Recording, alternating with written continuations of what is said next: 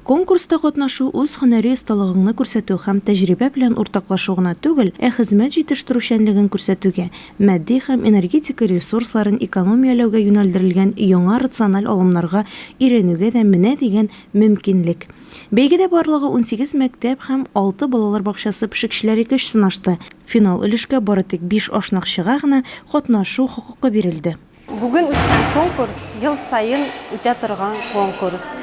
Быелгы конкурс шунсы белән аерыла. Без быел бу конкурска балалар бакчасы поварларын да җәлеп иттек. Конкурс безнең 3 этаптан узды. Беренче этап безнең поварлар үзләре эшләгән салатларын видеога төшереп, безгә видео роликларын җибәрделәр. Икенче этап безнең викторина. Поварлар викторина үттеләр. Ул вопроска җавап бирделәр. Өченче этап финал өлешенә 5 повар чыкты. Алар көч сынаштылар. Финал башлануга старт бирелгәч, конкурсантлар белем учреждениесенең ашханәсенә юл тотты. Планлаштырган ризыкларын пешерергә тотынды.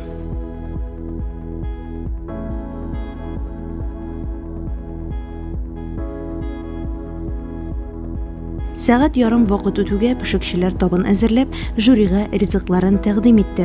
Бу этапта жюри 3 критерийга аерым игътибар бирде: тышкы кыяфәт, тәм һәм әлбәттә зәвык. Шулай ук әзерләү техникасы, катмарлыгы һәм продуктларны рациональ куллану да мөһим иде. Молодцы. Вроде бы простые, обычные ингредиенты, да? Но получается очень красиво, очень аппетитно. Ну что, будем пробовать. Давайте.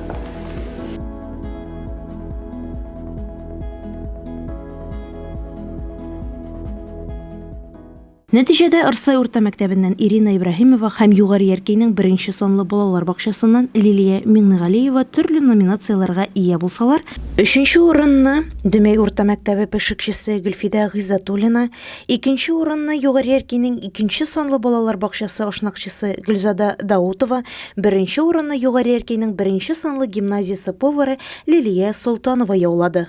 Барлык җиңүчеләрне район мәгариф бүлеге җитәкчесе Гөлнара Кашапова тәбрикләп, дипломнар һәм бүләкләр тапшырды. Балалар өчен ашарга әзерләү ул хезмәт түгел, сәләт ди бәйге җиңүчесе Лилия Солтанова. Районда пешекчеләр бәйгесе турында белгәч, шунда ук катнашырга булдым ди 1нче урын иясе. Мин бу конкурста 1нче мәртәбә катнаштым. Катнашуыма бик шатмын. Зур рәхмәт шушы конкурсны оештырган кешеләргә, Ранога зур рәхмәт. Үземнең коллега кызларыма зур рәхмәт. Алар инде ярдәм иттеләр миңа, бар вакытта да поддерживать иттеләр. Үз һөнәремне нык яратамын. Төрле блюдалар пешерергә тырышам, яңаша.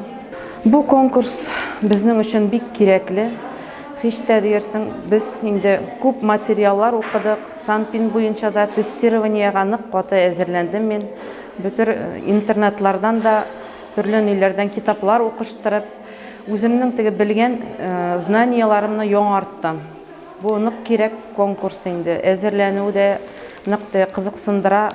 Әйтергә кирәк, конкурста катнашучыларның барысы да бәйгегә бик җитди әзерләнгәннәр һәм сынауларны да лаеклы үтәделәр. Финал барышында алар үзләренең осталык, индивидуальлек, нинди фантазиягә ия булуларын күрсәттеләр. Луиза Шарафутдинова, Илеш телерадиокомпаниясе.